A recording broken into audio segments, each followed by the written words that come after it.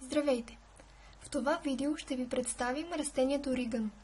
Къде можем да го намерим, как се отглежда, какво лечебно действие съдържа, както и как се прави чай с него.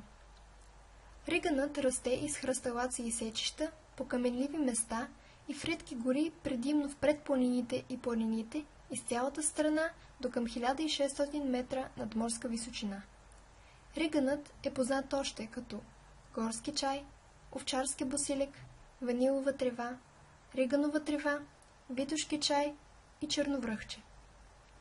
Риганът може да се отглежда на всякакви почви. За предпочитане са по-леките, с достатъчно хранителни вещества почви. Размножава се със семена. Засява се след предварителна подготовка на почвата.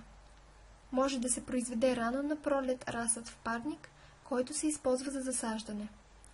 Засяването трябва да се извърши редово на разстояние 40-50 см ред от ред и 30 см между растенията в редовете. Дълбочината на зарягане на семената в почвата не трябва да бъде повече от 2-3 см. Лечебно приложение и действие. Чаят от риган облегчава разстроен стомах и може да спре диарията и газовете. Гаргарата с чай от риган намалява зъбобола и възпаленията на устата и гърлото.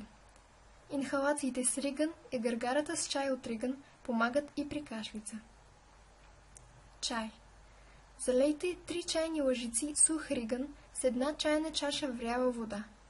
Оставете да се запари 10-15 минути, после прецедете.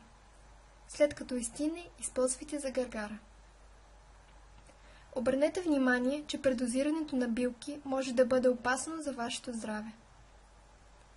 Ако видеото ви е било полезно, можете да ни подкрепите, като го харесате през Facebook бутона в сайта. Поздрави от екипа на здраве-bg.eu. Благодаря!